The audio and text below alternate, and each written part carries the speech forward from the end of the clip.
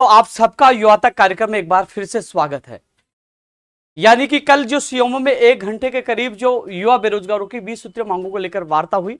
आज 12 बजे मुझे लाइव आना था, करीब 10 मिनट में लेट हूं, लेकिन आपके बीच में आना, चर्चा करना, कल क्या हुआ, कौन कौन सी मांगों पर सहमति बनी, आगे क्या रणनीति है, आप लोगों से साझा करके आपको बताना कि किन किन समस्याओं का हल हुआ है। साथियों, आपने देखा होगा 38 दिन का वो सत्याग्रह, वो महात्मा गांधी जी के बाद दूसरी वो सेकंड दांडी यात्रा 150 किलोमीटर जो गुजरात अहमदाबाद में राजस्थान पालनपुर जो बॉर्डर से गुजरात पहुंची। उसके बाद आपने देखा होगा 38 दिन का वो सत्याग्रह, 3 बार जेल में हमारे साथियों को जाना, और आखिरकार फिर माननीय मुख्यमंत्री जी से 7 तारीख को देर रात 45 मिनट तक हर प्रतिनिधिमंडल की लगातार वार्ता होना और मुख्यमंत्री जी का आश्वासन विश्वास के बाद राजस्थान में लौटने के बाद कल सीएमओ में तमाम अधिकारी, जो मुख्यमंत्री प्रमुख सचिव और ज्वाइंट सेक्रेटरी के साथ मीटिंग होना। 7 सदस्य प्रतिनिधिमंडल पहुंचा, एक एक भर्ती को लेकर सीएम साहब के प्रमुख सचिव ने बात की। अब इसका नतीजा क्या रहा, कौन कौन सी मांगे हल होने वाली है, मैं उनको लेकर भी चर्चा करूंगा और आगे क्या होगा उसको लेकर भी चर्चा करूंगा।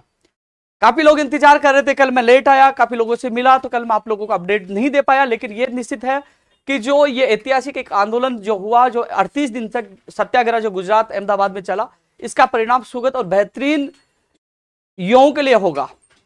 साथियों, जो सबसे बड़ी बात, जो पेपर लीक वाली जो घटनाएं चल रही है, कई चीजें चल रही है, जो एक जागृति स्कूल का नाम सामने आया था, उसकी भी मान्यता बहुत जल्द रद्द होने वाली है, उस पर भी सहमति बनी है। जो 2008 के बाद जो पंचायत राज जैन भर्ती नहीं आई है, उसकी भी समस्या का हल हुआ। तमाम जो बजट घोषणा के जो तमाम तथ्य वहां रखे गए हैं, तो जल्द ही पंचायत राज जैन भर्ती का भी रास्ता खुल जाएगा, यानी कि जो बजट की घोषणा वो भी पूरी होगी। और कनिष्ठ अनुदेशक भर्ती जो 1500 पदों पर पहले बजट में घोषणा की गई थी, इस संबंध में जो फाइल आरपीएस से अटकी पड़ी है, उसमें भी सचिव साहब से वो बात कर रहे हैं और हमारा प्रतिनिधिमंडल भी उनसे मिलना जाएगा। जल्द से जल्द इस रूल संशोधन करवाकर उसकी विज्ञप्ति भी जारी होगी। वही जो अध्यापक भर्ती लेवल 2 में जो पद कम कर दिए गए थे, वो पद भी बढ़ाए जाएंगे। अब पद कैसे बढ़ाए जाएंगे, इस पर चर्चा हुई कि कोई मामला डीपीसी को लेकर, प्रमोशन को लेकर मामला न्यायालय में है, उसमें वो करीब 4500 पोस्ट तो वो बताई जा रहे हैं। तो 4500 पोस्ट वो कोशिश कर रहे हैं कि वो उसको सुलझाकर 4500 पोस्ट तो वो जोड़ी जाए, और भी वो परीक्षण समीक्षा करवा रहे हैं। तो लेवल 2 के अभ्यर्थियों के लिए अच्छी खबर है, जो हमने संघर्ष किया, प्रयास किया, जो पद 6000 कम करने से आप लोगों में हताशा और निराशा थी, तो ऐसे में वो पद अब ये फिक्स नहीं है, 4.5 भी हो सकते हैं, 5 भी हो सकते हैं, 6 भी, 7 भी, यानी कि पदों की संख्या बढ़ाई जाएगी। यानी कि हमारा एक और लाजवाब संघर्ष कामयाब होता नजर आ रहा है, जिसपे सहमति कल बनी है। इसके अलावा विशेष शिक्षकों के 4500 पदों पर घोषणा की गई थी, एक बात चली कि पद कम किए जाएंगे। इस संबंध में भी कल सीएमओ के अधिकारियों ने नकार दिया, कहा कि पदों की संख्या कम नहीं की जाएगी। ये इतिहास में पहली बार 4500 पदों पर विशेष शिक्षकों के पद आ रहे, उनको भी शुभकामनाएं। कल शिक्षा मंत्री जी को भी इस बात के लिए हमने धन्यवाद ज्ञापित किया था। साथ में ही हम जो लेवल 1 में जो किस जा रहा, कह रहे हैं पदों की संख्या कम होगी, तो लेवल 1 में पदों की संख्या बिल्कुल भी कम नहीं होगी, विशेष शिक्षकों के पद कम नहीं होंगे, और लेवल 2 में जो पद कम किए गए थे उनको वापस बढ़ाया जाएगा। यह सहमति कल की वार्ता में मुख्यमंत्री प्रमुख सचिव से जो हुई, उसमें यह निकल कर आया, जो आप लोगों के सामने रखूं। युवा बेरोजगारों पर जो दर्ज तमाम मुकदमों को भी वापस लिया जाएगा, उसकी डिटेल भी मुझसे मांगी गई है, जो मैंने दे दिया, यानी कि मुकदमे भी वापस होंगे। इसके साथ साथ जो ई मित्र ऑपरेटर है, जिनका मानदेय बाकी है, यानी कि वो मानदेय का आदेश जल्द जारी होगा, वो भी प्रोसेस में, उनको मानदेय भी दिया जाएगा। जो सेक्रेटरी ऑफ ग्राम पंचायत, जो सरपंच है, उनकी जो मनमानी थी, उनको मनमर्जी से हटा दिया जाता, उस पर भी रोक लगाने के लिए ऐसे नियमों की वो तैयारी कर रहे हैं कि वो भी राहत दी जाएगी। और कई मांगों को लेकर दूसरे दौर में वार्ता होगी। ई मित्र ऑपरेटर के जो सीताराम जी और जो आपके राजाराम जी, 2 प्रतिनिधि साथ गए थे, मजबूती से उन्हें बात रखी, और मजबूती जो मैंने आप लोगों से वादा किया था कि सीएम साहब से वार्ता होगी तो आपको सामने बिठाकर आपकी बातचीत कराऊंगा और आपकी मजबूती से बात रखूंगा। सबसे ज्यादा आप लोगों ने टाइम लिया, सीएम साहब के सामने भी जब 45 मिनट की वार्ता हुई, तो आपका प्रतिनिधि सामने बैठकर, बराबर बैठकर बात रखी, मैंने बात रखी, और दोबारा सीएम वार्ता में रखी, तीसरी दौर की भी वार्ता होगी। तो ये आंदोलन सफल होता नजर आ रहा है कि आपकी भी कई मांगे पूरी होंगी। साथियों, ओबीसी आरक्षण की विसंगतियों को दूर करने की मांग भी हमें पुरजोर तरीके से रखी है। जो अफवाहें फैला रहे हैं, काफी लोग जो जातीय, जो वर्ग भेद, जो वर्गों को लड़ाने की कोशिश कर रहे हैं, मैं आपको स्थिति स्पष्ट कर दूं कि ओबीसी आरक्षण की विसंगतियां दूर होती है तो किसी भी वर्ग को इसका नुकसान नहीं होगा। यह लड़ाई है 21% में 12.5% एक्स सर्विसमैन ओबीसी के उनका निर्धारित करना, ये किसी भी कैटेगरी से नुकसान नहीं होगा। लेकिन राजनेता आपस में जातियों को लड़ाने की कोशिश करे तो तमाम युवाओं से मैं अपील करना चाहूंगा, इन राजनेताओं से बचकर रहे। ये ओबीसी आरक्षण की विसंगतियां दूर होगी तो ओबीसी के युवाओं को फायदा होगा, और जो अन्य वर्गों को किसी को नुकसान नहीं हो रहा, वो अपनी राजनीति की रोटियां सेकने के लिए युवाओं को उदोलित कर रहे हैं, साथ में उनको भ्रमित करते, ऐसे नेताओं से बचकर रहे। क्योंकि मुझे पता है वो अपनी राजनीति रोटियां सेकने के लिए युवाओं को केवल यूज कर रहे हैं। तो ओबीसी आरक्षण की विसंगतियां दूर हो, जो भ्रांतियां फैलाई गई थी, जो मुख्यमंत्री जी के सामने रखेगी कि इस विसंगतियों को दूर करते हैं तो कहीं ना कहीं ये नुकसान हो जाए, वो चीज भी कल सीएमओ की वार्ता में मैंने स्पष्ट की। मैंने कहा मैं हर वर्ग, चाहे ईडब्ल्यूएस हो, चाहे एसटी एससी हो, चाहे एमबीसी, मैंने हर वर्ग की आवाज उठाई। लेकिन मैं ओबीसी वर्ग से मैं खुद भी आता हूं, और ओबीसी वर्ग के साथ गलत हुआ तो मेरा कर्तव्य, मेरा धर्म है। जब मैं हर वर्ग की आवाज उठाता हूं, उनके साथ गलत हुआ तो मैंने पूरी चीजें स्पष्ट तौर पर रखी। कई लोग ये सवाल करते हैं कि उपेंद्र यादव कि आप ओबीसी मामले में क्यों नहीं बोल रहा, तो मैं उनको बता दूं 5 मई को सबसे पहले जयपुर में आंदोलन की शुरुआत इस मामले को लेकर मैंने की। जब लखनऊ, जो गुजरात में जो दांडी यात्रा निकली, उस समय ओबीसी आरक्षण की विसंगतियों को लेकर एक भी अभ्यर्थी मौजूद नहीं था, लेकिन मुख्यमंत्री जी के सामने मजबूती से मैंने बात रखी। हालांकि मुख्यमंत्री जी ने कहा आने वाली कैबिनेट इस मामले का हल हो जाएगा, लेकिन मंत्रियों के विरोध के चलते वो मामले का हल नहीं हुआ। और अब फिर 20 नवंबर को सरदार शहर चूरू में एक ऐतिहासिक बेरोजगारों की विभिन्न मांगों के लिए रैली है, उसमें भी ओबीसी आरक्षण की तत्काल विसंगतियों को दूर किया जाए और 2018 से 22 तक जितने पदों का नुकसान हुआ उन पदों पर शैडो पोस्ट सृजित करके ओबीसी के युवाओं को दिया जाए। यह मांग भी मैं मजबूती से रखूंगा। तमाम युवाओं से मैं कहना चाहूंगा, आपकी मांग कोई भी नेता उठाए, किसी पार्टी का नेता उठाए, आपको भाग लेना चाहिए, यानी आपकी विसंगतियां दूर करानी। अभी रीट, सेकंड ग्रेड, कई ऐसी भर्ती परीक्षाएं आ रही है जिसमें बड़ा नुकसान हो सकता है।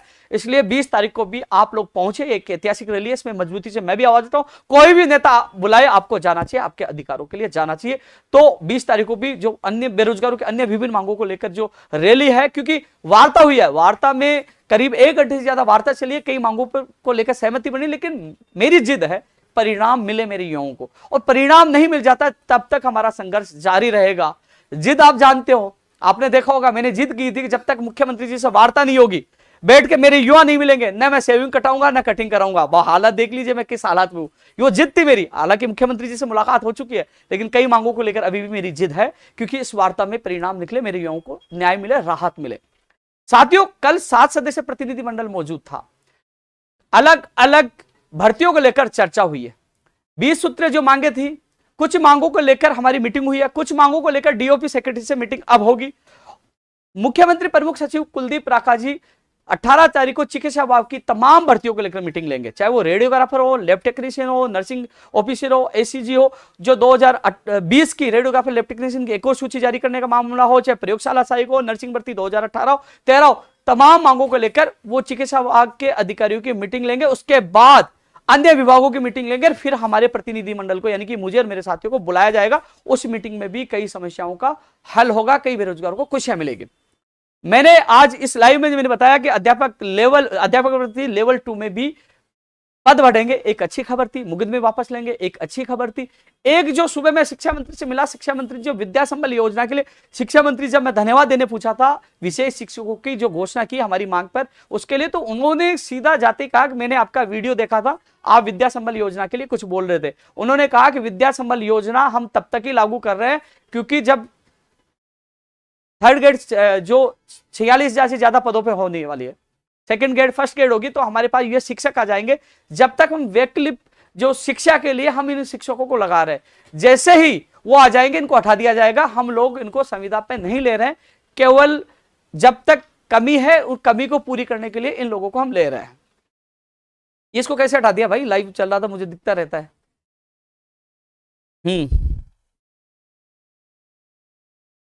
संविदा पर भर्तियों की रोक जो हमने लगातार विरोध किया है, संविदा पर भर्तियां नहीं निकाली जाए, स्थायी तौर पर भर्तियां निकाली जाए, ये लगातार हम मांग कर रहे हैं। और कल की जो वार्ता में कई चीजें जो सामने निकल के, एक बार भाई मेरा ये फोन देना,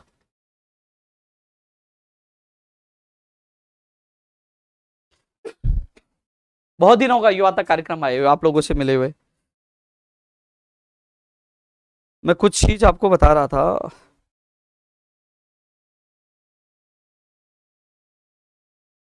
कनिष्ठ अनुदेशक भर्ती की विज्ञप्ति भी जारी होगी, रेडियोग्राफर, लैब टेक्नीशियन और नर्सिंग ऑफिसर की इसी महीने में विज्ञप्ति जारी होगी। जल्द उसकी भी खुशखबरी आप युवाओं को मिलेगी। कल की जो मीटिंग में जो नतीजा निकल रहा है मैं आप लोगों को बता रहा हूं। ये जो बजट होगा उसमें कई भर्तियों की घोषणा हो सकती है। जो मैं मांग कर रहा हूं चतुर्थ श्रेणी कर्मचारियों की भी भर्ती निकाली जाए, नई कृषि प्रेक्षक हो, आरएस हो, एलडीसी हो, तमाम जो भर्तियों की जो हम मांग कर रहे हैं, तो कहीं ना कहीं इस बजट में कई भर्तियों की घोषणा होगी कि युवाओं के लिए समर्पित ये बजट होगा। तो कई मांगों के लिए उन्होंने कहा कि आने वाले बजट का इंतजार करो, कई मांगे आप इसमें पूरी होंगी।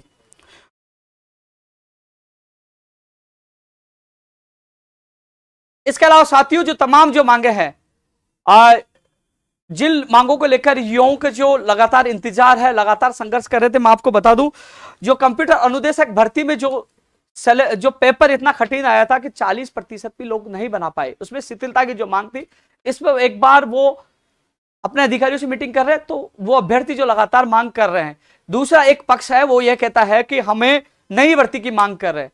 तो उन लोगों को मैं बता दूं सूचना सहायक भर्ती की विज्ञप्ति भी हम जल्द जारी करवा रहे हैं। और आपके लिए अच्छी खबर यह है कि हम संस्कृत विभाग में भी कंप्यूटर अनुदेशक भर्ती की विज्ञप्ति जारी करवाने का प्रयास कर रहे हैं, वहां भी आपकी भर्ती आएगी।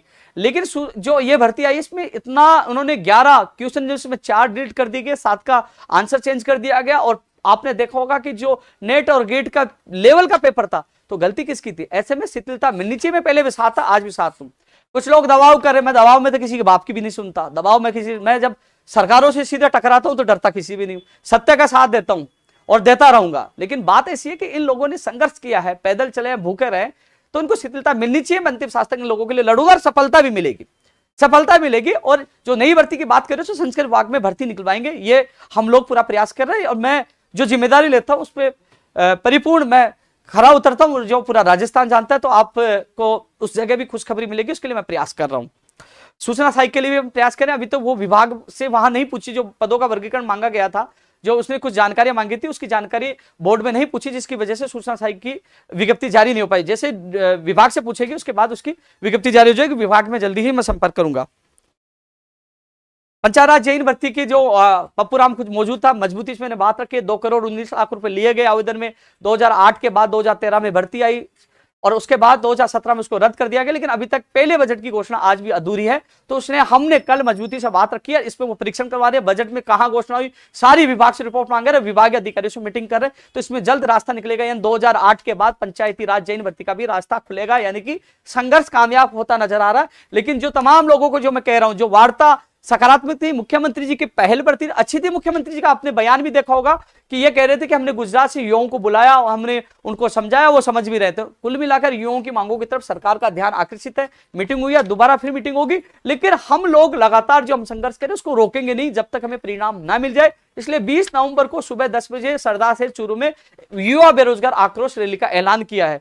तमाम युवा, चाहे वो मित्र ऑपरेटर हो, चाहे वो पंचायत राज जैन हो, चाहे कन्या अनुदेशक हो, चाहे कंप्यूटर अनुदेशक में शिथिलता वाले तमाम युवाओं से मैं अपील करूंगा, चाहे ओबीसी के वो युवा हो जो विसंगतियां दूर कराना चाहते हैं, वो 20 नवंबर को सुबह 10 बजे सरदार से चूरू पूछे। मैं आपके लोगों के बीच में 19 तारीख को ही पहुंच जाऊंगा।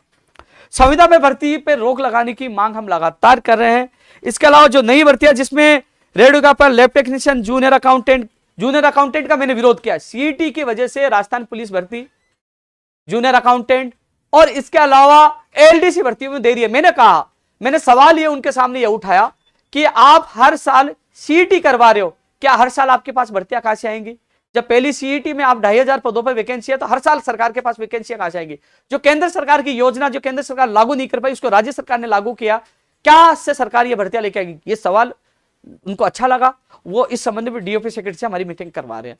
इसमें एक और रास्ता वो निकालना चाह रहे हैं कि जैसे आरएस की जैसे एग्जाम होती है, जैसे ये जो पात्रता परीक्षा होगी उसके बाद जैसे आरएस में जो चाहिए एक ही कॉमन एग्जाम, जो सेकंड एग्जाम कॉमन के कराने की भी वो सोच रहे हैं। लेकिन मैंने सीईटी का विरोध किया है कि जिससे, क्योंकि आप सीईटी होगी जुलाई तक, दूसरी एग्जाम होगी आचार संहिता में, भर्ती अटक जाएंगे। तो ऐसे में सीईटी के चक्कर में भर्तियों को लेट ना करें। मैंने इसका विरोध कल जताया है। कई लोग सीईटी के लिए मैसेज कर रहे थे, चाहे वो राजस्थान पुलिस भर्ती के हो, चाहे वो एलडीसी के हो, और चाहे जूनियर अकाउंटेंट को। लेकिन एक बार डीओपी सेक्रेटरी से इन मुद्दों को लेकर फिर चर्चा होगी। कृषि प्रेक्षक के भी काफी अभ्यर्थी है, तो साथियों आपको घबराने की आवश्यकता नहीं है। 2 भर्ती आपकी आई है, तीसरी भर्ती आपकी आएगी। प्रयास जारी है और जल्दी इसकी भी आपको खुशखबरी मिल जाएगी। मेरे साथ हनुमान चौधरी है जो रासा के अध्यक्ष है, ये मेरे साथ लगातार रहते हैं। ये चिंतित रहते हैं जहां भी जाता हूं मुझे याद दिलाता है सीएमओ में कि भैया इस भर्ती के लिए आपको आवाज उठानी है। कृषि से जुड़े हुए और कृषि के लिए मुझे हमेशा कहते रहते, तो मैं कृषि प्रेक्षक वाली भी जल्द हम कोशिश करेंगे आप लोगों को खुशखबरी मिले। LDC, RS, ECG, SI, CHO की विज्ञप्ति जारी हो चुकी है। सूचना सहायक प्रोग्रामर, दंत चिकित्सक, नर्स ग्रेड 2, एनएम, तमाम जो भर्तियों की हम जो मांग कर रहे हैं, नई भर्तियां, कईयों की बजट में घोषणा होगी, कईयों की विज्ञप्ति अब जारी हो जाएंगी। यानी कि नवंबर का महीना और दिसंबर का महीना युवा बेरोजगारों के लिए खुशियां लाने वाला होगा। पशुधन सहायक की भी हम मांग कर रहे हैं। OT technician, stenographer, APRO, PRO, जलदारी, सहायक कृषि अधिकारी, सैनिटरी इंस्पेक्टर, और जो सबसे बड़ी मांग जो चतुर्थ श्रेणी कर्मचारी, यानी कि 50,000 के लाख के करीब ये पद खाली होंगे। यदि इतने पदों पर 50,000 पे भी वैकेंसी आती है तो कई युवाओं को रोजगार मिल सकता है। इसमें पहली बार यह भर्ती आएगी। कॉलेज शिक्षा में पीटीआई लाइब्रेरी जो आरपीएससी में अटकी पड़ी है, जो लगातार इसके संबंध में विश्राम और जो नरेंद्र विष्णु मुझे कॉल और मैसेज करते हैं, तो इस संबंध में डीओपी सेक्रेटरी से बात होगी तो वो आरपीएससी में बात करेंगे। रूल संशोधन का जो मामला है उसको जल्द से जल्द करवाकर इनकी विज्ञप्तियां भी जारी करवाने के लिए प्रयास करें। इस संदर्भ में कल चर्चा भी हुई है। जलदाय विभाग में जो भर्तियां निकालने की है, यह भी मांग हमने रखी है। दूसरी बात है, जो 1 लाख पदों की भी घोषणा की, उनका वर्गीकरण की हम मांग करें, जल्द से जल्द उनकी विज्ञप्तियां जारी हो, जिससे चुनाव आचार संहिता लगे उससे पहले ये भर्तियां पूरी हो सके। शिक्षक भर्ती 2012 में 24 तारीख को सुनवाई है। माननीय मुख्यमंत्री जी के प्रमुख सचिव कुलदीप राका जी से वार्ता हुई, तो कुलदीप राका जी ने कहा कि मेरा जो ड्राइवर है वो मुझे कई बार 4 बार ज्ञापन दे चुका है, क्योंकि वो भी इस भर्ती में। तो मैंने याद दिलाया तो उनको याद आ गया कि वो भी मुझे रोज याद दिलाते हैं। तो मुझे याद है 24 तारीख को सुनवाई होगी, तो आपके जो संबंधित एडवोकेट को कॉल करने वाली बात है, उन्हें सहमति जताई, बात करेंगे। तो 2012 के जो अभ्यर्थी है, उम्मीद करता हूं 24 नवंबर को अंतिम सुनवाई, और आपको जो खुशियां मिलनी चाहिए वो मिले, और जीत कर आएंगे। हारना हमने सीखा ही नहीं है, चिंता ना करिए आप लोग। प्रयोगशाला सहायक भर्ती 2018 में 18 तारीख को राजेंद्र जाएगा मीटिंग में, और उम्मीद है कि 25 तारीख से पहले इसकी एक और सूची जारी हो जाएगी। प्रयोगशाला सहायक भर्ती की कुछ लोगों को ज्वाइनिंग मिल चुकी है। यह भर्ती वो है जिसको रद्द कर दिया गया था। यह भर्ती वो है जो लखनऊ जाकर इसको जिंदा करवाया। कुछ लोगों को ज्वाइनिंग मिल गई और कुछ लोगों को कोर्ट के कारण वो अटकी पड़ी है, लेकिन वो भी पूरी होगी, चिंता ना करिए। कोशिश रहेगी 25 तक आपकी सूची जारी हो और आपको न्याय मिले। राजेंद्र 18 तारीख को मीटिंग में शामिल रहेगा इस भर्ती को लेकर। प्रदेश के बेरोजगार को प्राथमिकता सरकारी और प्राइवेट भर्तियों में दी जाए, इसकी भी हम आवाज लगातार उठा रहे हैं। चाहे बोनस अंक दो, कुछ भी दो, लेकिन राजस्थान के बेरोजगारों को राजस्थान की भर्तियों में प्राथमिकता मिलनी चाहिए। लेकिन सबसे बड़ा कारण, इसके कमजोरी का सबसे बड़ा कारण है, मेरे राजस्थान का युवा मेरी पटवारी आ जाए, मेरी सूचना सहायक आ जाए, वो ये नहीं कहते कि भर्तियों को रोक दो, पहले इसको लागू करो। नहीं, सबको अपनी भर्तियों से मतलब है। इसके लिए मैं जगाने की कोशिश करता हूं, लेकिन जागते नहीं है, सब अपनी भर्ती के लिए जागते हैं। खैर, इस मुद्दे को मैं उठा रहा हूं और चुनावी मुद्दा भी बड़ा बनेगा। राजस्थान के बेरोजगारों को प्राथमिकता मिलनी चाहिए। मैं इस मुद्दे को छोड़ने वाला नहीं हूं, न नेताओं का पीछा छोड़ने वाला हूं। जो युवा बेरोजगार आयोग बनाया जाए, जो लगातार मैं मांग कर रहा हूं कि राजस्थान के युवा बेरोजगार अपनी पीड़ा रखे तो कहां रखे। एक आयोग होना चाहिए जहां अपनी बात रख सके। प्रश्नों का विवाद होता है, परिणाम नहीं आता, विज्ञप्ति जारी नहीं, तो एक माध्यम होना चाहिए जो अपनी बात रख सके। उनको उपेन्द्र यादव या राजस्थान बेरोजगार एकीकृत महासंघ के पास जाने की आवश्यकता नहीं पड़े।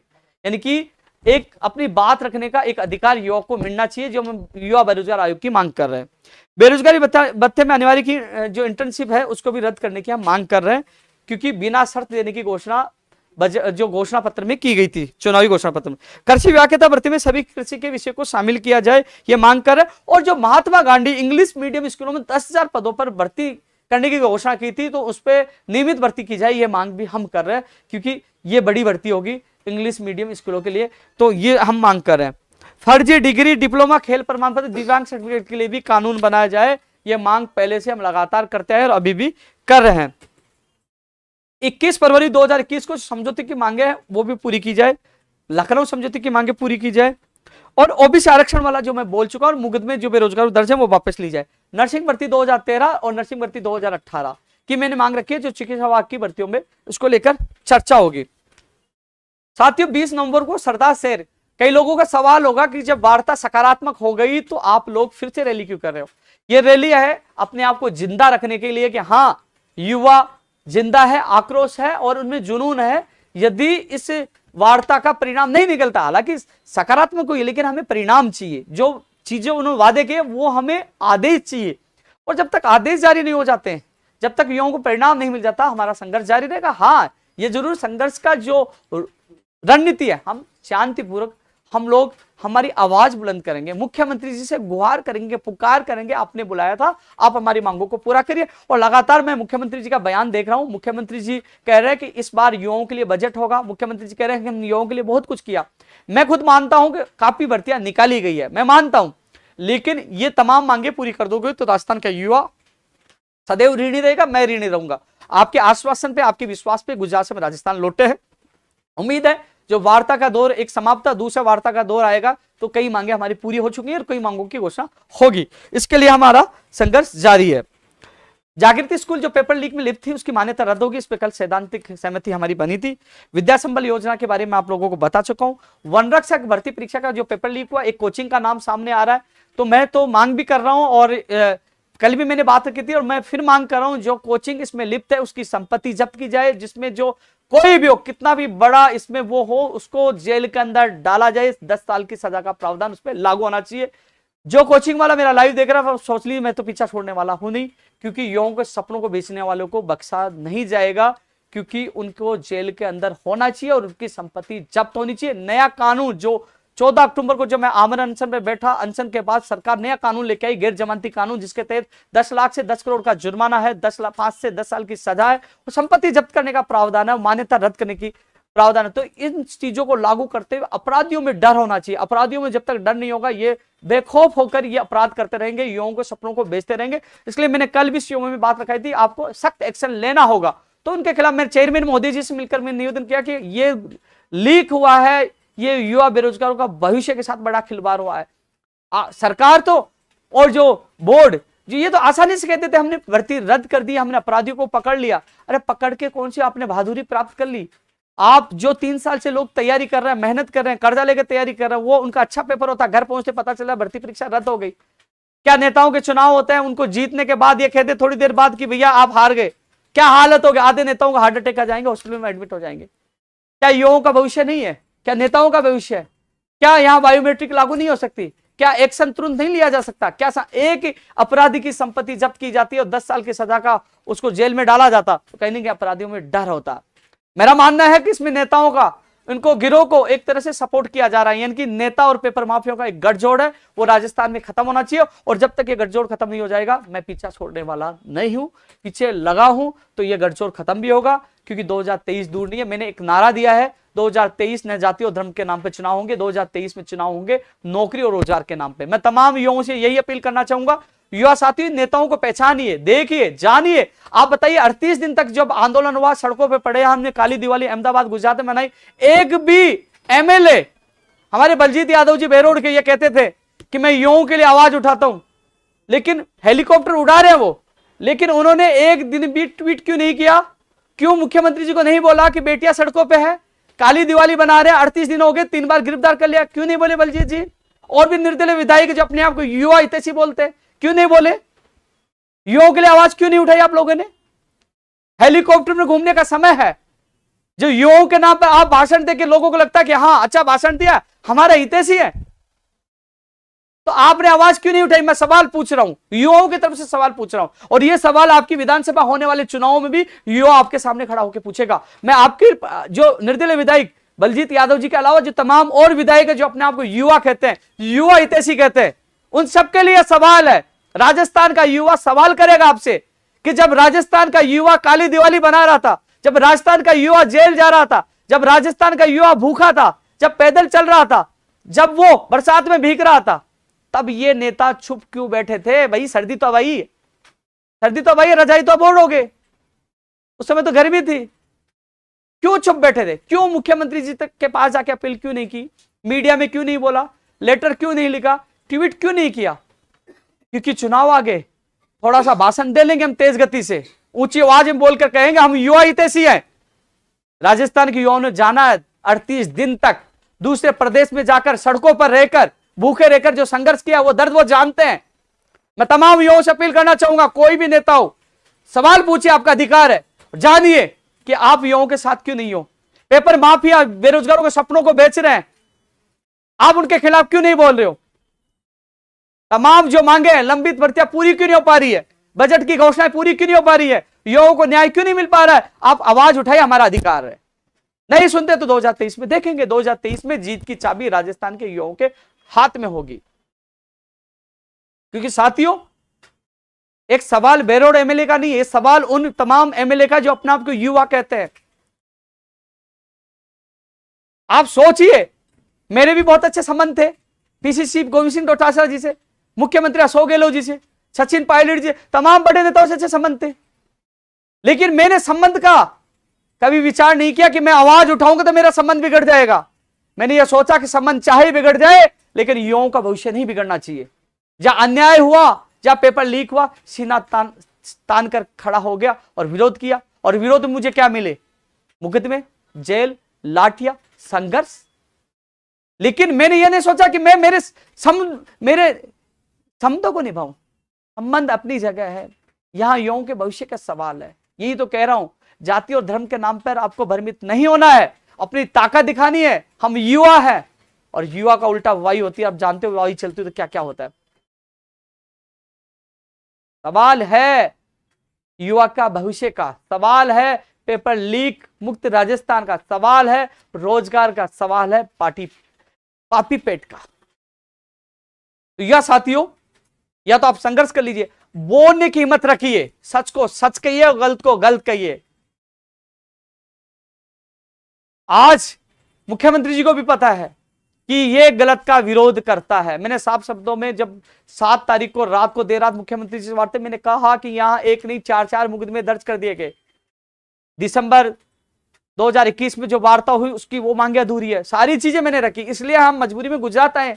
और मैं तो साफ शब्दों में कह रहा हूं, जहां कांग्रेस सरकार काम करेगी तो हम जिंदाबाद बोलेंगे, धन्यवाद देंगे। हमें केवल काम से मतलब है। हम कांग्रेस विरोधी थोड़ी है, हम मुख्यमंत्री विरोधी थोड़ी है, कांग्रेस नेता विरोधी थोड़ी है।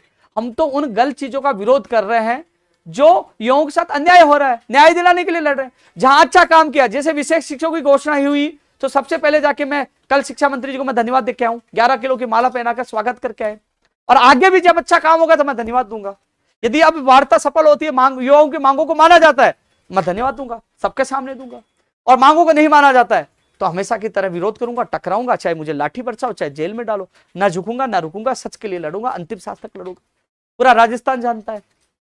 मैं धन्यवाद देना चाहूंगा प्रदेश की मीडिया का, जो तमाम मीडिया हमेशा साथ खड़ी रहती है। मैं धन्यवाद देना चाहूंगा तमाम युवाओं को। जब जब मुझे जेल में डाला गया, 5-5 लाख ट्वीट करके पूरे देश में एक बार नहीं, 2 बार नहीं, 3-3 बार मुझे ट्रेंड करवाया, उपेंद्र यादव रिहा करो। यानी कि 3 बार जेल में डाला, 3 बार रहा। राजस्थान को कोई मंत्री ऐसे एमएलए बता दीजिए जो कभी ट्रेंडिंग में आया हूं इंडिया में। क्योंकि यह युवाओं का प्यार और मान सम्मान है, जिसलिए मैं टकरा जाता हूं, लड़ता हूं। लेकिन कल की जो मीटिंग हुई, मुख्यमंत्री, प्रमुख सचिव और ज्वाइंट सेक्रेटरी ने अच्छा समय दिया, बात की, सुनी, और हर व्यक्ति जो प्रतिनिधिमंडल में शामिल थे उनको संतुष्ट करने की कोशिश की और रास्ता निकालने की कोशिश की। मुझे कल लगा कि सरकार गंभीर है, कहीं ना कहीं आने वाले समय में बहुत सी भर्तियों का रास्ता निकालकर युवाओं को खुशियां देगी। इसीलिए हमने केवल रैली निकालने का निर्णय लिया है, शांतिपूर्वक।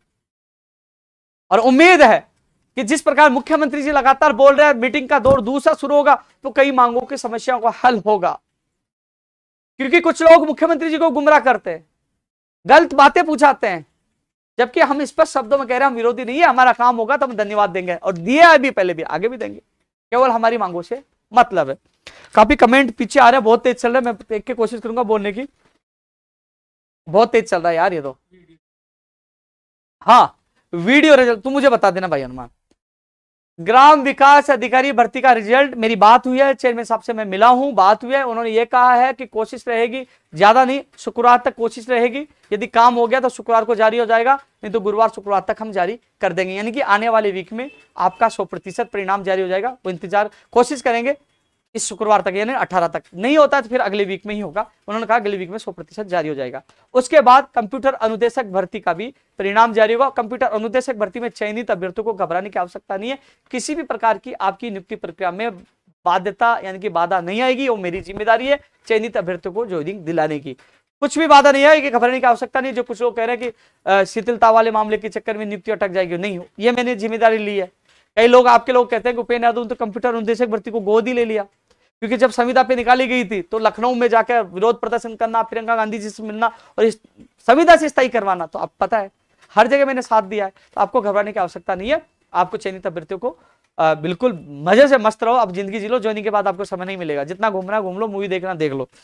इसके अलावा और क्या कह रहा था मैं, जूनियर असिस्टेंट के लिए इस वीक के लिए कहा गया था, लेकिन मैं आज अभी लाइव खत्म होने के बाद मैं बात करता हूं, दोबारा मैं ट्वीट करूंगा। फायरमैन वाला जो है वो शेड्यूल भी जल्द जारी हो जाएगा। जो प्रैक्टिकल फिजिकल शेड्यूल जल्द जारी हो जाएगा, उसके लिए भी मैं आज ट्वीट कर दूंगा। और देख ले भाई, कोई और मैसेज चल रहा है, ये तो बहुत तेज बग रहे हैं। नई संगणक की भर्ती की भी मैं मांग रखूंगा, नई संगणक भर्ती की भी विज्ञप्ति जारी हो, ये मांग भी मैं रखूंगा। नर्सिंग ऑफिसर की मैं रख चुका हूं। राजस्थान पुलिस कांस्टेबल के जो सरकारी कर्मचारी है वो भी मुझे कई बार ट्वीट कर रहे थे, मैसेज कर रहे थे। मैंने आपकी मांग, मैं एक पत्र लिख रहा हूं कि कैबिनेट के जो बजट आए उसमें आपके 3600 पे ग्रेड, साप्ताहिक अवकाश, समय पे पदोन्नति, आपकी मेस भत्ता, जो अन्य तमाम मांगे हैं उनको भी बजट में घोषणा उसमें शामिल की जाए, वो मांग भी मैं उठाऊंगा। पहले से मैं आपके साथ था, 25 तारीख को भी जब गुजरात जाने से पहले मैं रैली निकाल के गया आपके समर्थन में, आगे भी मैं साथ रहूंगा। वो जूनियर असिस्टेंट के लिए बोल दिया, मैंने बोल दिया, मैं लाइव के बाद मैं बात करता हूँ, है ना, फिर मैं ट्वीट करता हूँ संबंध। मित्र ऑपरेटर का बता दिया, आपके दो नेता थे उनको और पूछ लेना, पूरी जानकारी वो देंगे।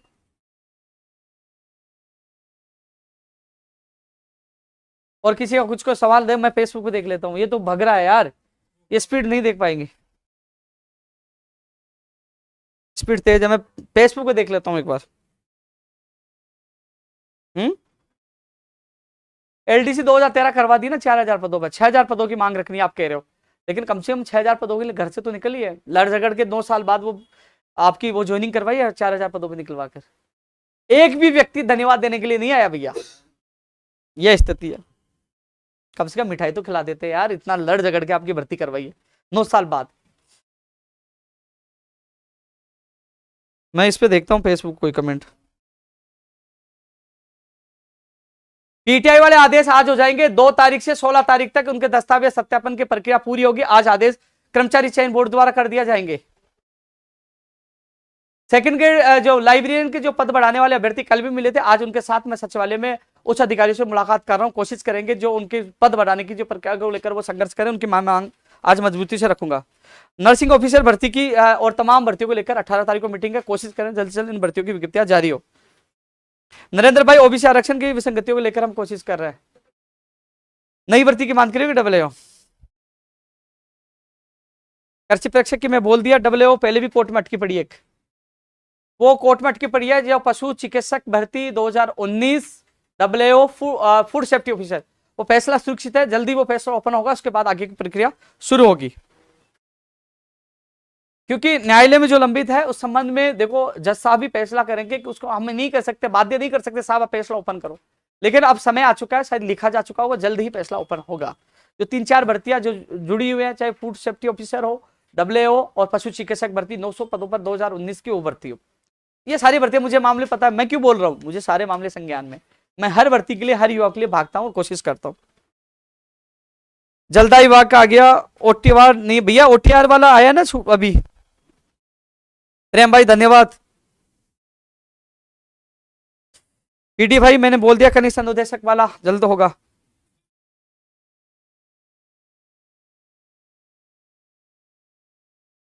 आरपीएससी आईन की भैया, एक आरपीएससी आईन भी अपने मांग पत्र में शामिल करवाना, एक संगठन वाला करवाना, दोनों चीजें वार्ता में अपन को देना नहीं भर्ती होगी। कंप्यूटर अनुदेशक भर्ती का फाइनल रिजल्ट कब आएगा? कंप्यूटर अनुदेशक भर्ती का फाइनल रिजल्ट मेरे हिसाब से 10 दिसंबर से पहले आ जाएगा, क्योंकि इस महीने के एंड की संभावना ही है, पूरी संभावना नहीं है, इसलिए मैंने 10 दिसंबर बोला, और जब भी होगी स्थिति मैं ट्वीट करके आपको सबसे पहले बता दूंगा। नर्सिंग भर्ती 2013 की भी मांग रखी है, कुछ ही के साथ बाकी भर्तियों में एक बार तमाम भर्तियों को लेकर जो मीटिंग होगी मुख्यमंत्री प्रमुख सचिव, उसमें से चर्चा होगी। भैया कोई स्पेशल हो तो बता देना, मैं इसमें देख रहा हूं। सुनील चौधरी कह रहा मेरा नाम लो, हाँ सुनील भाई नाम ले लिया।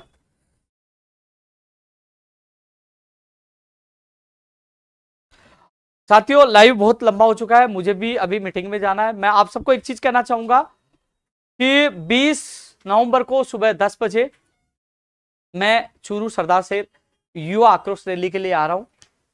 तमाम अभ्यर्थी वहां पहुंचे, क्योंकि वहां चुनाव है। रैली के माध्यम से सरकार तक बात पहुंचाने की कोशिश करेंगे, बुलंद करेंगे जो भी मीटिंग हो, जिससे युवाओं का जो रैली आक्रोश सरकार तक पहुंचे, माननीय मुख्यमंत्री जी तक पहुंचे और हमारी मांगे पूरी हो। तो आप सबसे ये कहना चाहूंगा, देखो यूट्यूब पे तो स्थिति है मैं पढ़ नहीं पा रहा, कोई हो तो बता दो भैया। आरएस वाली भी हम मांग करें, रीट लेवल 2 बहाल के लिए लोग कह रहे हैं, लेकिन साथियों वो मेरे हाथ में बिल्कुल भी नहीं है, न्यायालय में है, वो सुनवाई कब होगी। रीट लेवल 2 में पद बढ़ेंगे, चिंता ना करिए। हाई कोर्ट एलडीसी का भी आ रहा है भैया, उसकी तिथि नहीं हो रही है, इसके लिए भी अपन कोर्ट में एक बार चल के आएंगे। एलएस से टीएसपी का रिजल्ट है, उसके कुछ अभ्यर्थी टीएसपी के हैं, उनके साथ मैं आज अधिकारियों से मिलूंगा। मोटर वाहन उपनिरीक्षक वाला जो मामला कल आनंद कुमार जी से और जो आपके संबंधित अधिकारियों से मुलाकात की थी, उन्होंने कहा कि एससीएस के वो फाइल जारी है, उसके बाद आगे की प्रक्रिया शुरू होगी, उसके लिए भी मैं जल्द मिल रहा हूं, चिंता न करिए। आपके साथी मुझसे मिले थे, मैं उनकी भी पूरी मदद करूंगा। हाईकोर्ट ग्रुप डी एग्जाम के लिए भी मैं मिलूंगा। मुझे लगता है कि जो कई मामले आ रहे हैं, मुझे बहुत भागना पड़ेगा, हर जगह अलग अलग जगह जाना पड़ेगा। हाईकोर्ट में भी जाना पड़ेगा, पशुधन सहायक के लिए भी जाना पड़ेगा, मोटर वाहन उपनिरीक्षक के लिए भी जाना पड़ेगा। हाँ, मैं कृषि परीक्षक के लिए बोल चुका हूं। सीएचए के लोग भी धरना प्रदर्शन कर रहे हैं, तो सीएचए का भी सरकार सीएचए वालों की भी मांगों को जल्द से जल्द सुने, उनका पूरा करें। लंबा संघर्ष उनका हो चुका है। आर्थिक अन्वेषक वाला भी मुझे भेज रहे हैं मैसेज, पंचायत राज जैन का भी वीडियो, एलएसए का भी। मैंने अधिकतर चीजों पर मैं बात रख चुका हूं, और आपने देखा होगा यार, लगातार मैं इतनी बात बिना झिझके इतनी लंबी बात रख रहा हूं। नेता लोग तो 3 बार पानी पी लेते। खैर छोड़िए, मैं आपके साथ पहले भी था, आज भी हूं। मजा जब आया जब गुजरात में मुझे गिरफ्तार किया गया, एक कमरे में बंद था, वो गुजराती में बोल रहे थे, मुझे गुजराती समझ में नहीं आई।